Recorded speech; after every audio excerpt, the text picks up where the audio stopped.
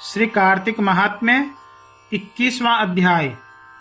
नारद उवाच इत्थं तद्वचनं श्रुत्वा धर्मदत्तः सविस्मयः प्रणम्य दंडवत् भूमौ वाक्यमेतद्दुवाचः। नारद जी बोले, इस प्रकार उन विष्णु के पार्षदों का वचन सुनकर धर्मदत्त विस्मित हो दंडवत प्रणाम कर यह वचन बोला। भक्त की पीड़ा दूर करने वाले विष्णु का सब मनुष्य यज्ञ, दान, व्रत, तीर्थ और तप से विधि पूर्वक पूजन करते हैं।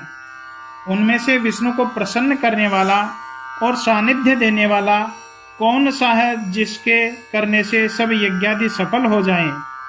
गणों ने कहा, हे ब्राह्मण, आपने बहुत अच्छा प्रश्न किया है।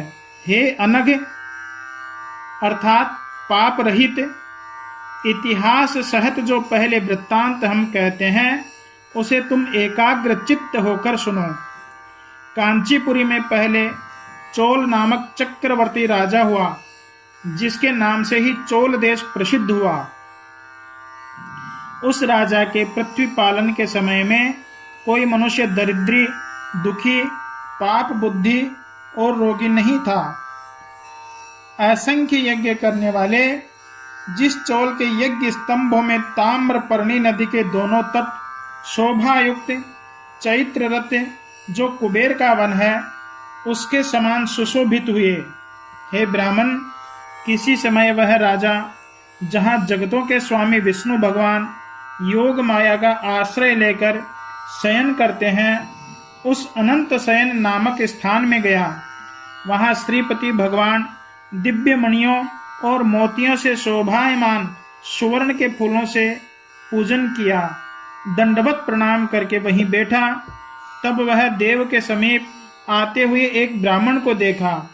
देव की पूजा के निमित्त हाथ में तुलसी और जल को धारण किए हैं और अपनी पुरी अर्थात कांचीपुरी का रहने वाला विष्णुदास उसका नाम है, ऐसे ब्राह्मण को देखा।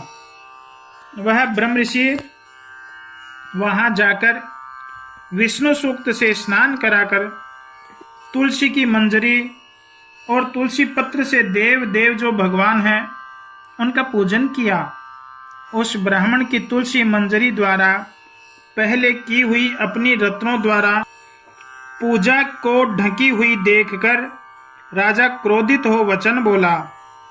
चोल बोला, यहाँ माणिक्य और सुवर्ण द्वारा जो पूजा शोभायुक्त मैंने की है, विष्णुदास, तुमने वह तुलसी के दल से क्यों आच्छादित कर दी, अर्थात तुमने क्यों ढक दी? विष्णु भक्ति को नहीं जानता है, तू ढोंगी है। मैं जानता हूं कि तू अति शोभा करके युक्त जो पूजा है उसे ढकता है। यह उस चोल राज के गौरव को न मान उस समय वचन बोला। विष्णुदास ने कहा, हे राजन, तुम भक्ति को नहीं जानते हो, राज्य लक्ष्मी से गर्वित हो रहे हो। तुमने पहले कितना विष्णु का व्रत किया है वह कहो। गण बोले, उस ब्राह्मण के वचन को सुन वह नृपश्रेष्ठ हंसकर विष्णुदास से गर्वयुक्त वचन बोला। हे ब्राह्मण, जो तू विष्णु भक्ति से अति गर्वित हो ऐसे कहता है, तो दरिद्र और निर्धन जो तू है भक्ति की कितनी है? विष्णु को तुष्टि करने वाले यज्ञ दान तूने नहीं किए, और हे ब्राह्मण, तूने कहीं पहले देवालय नहीं बनवाया। ऐसा होने पर भी तुझे भक्ति का घमंड है। हे ब्राह्मण, उस समय वे सब ब्राह्मण मेरा वचन सुने। अब तुम सब देखो कि यह ब्राह्मण अथवा हम विष्णु के साक्षात्कार को प्राप्त होंगे, तब तुम सब दोनों की भक्ति को जानोगे। गण बोले, ऐसा कहकर वह राजा अपने राजभवन को गया और मुद्गल ऋषि को आचार्य करके विष्णु संबंधी जो यज्ञ हैं उनको आरंभ किया। यज्ञ कैसा है?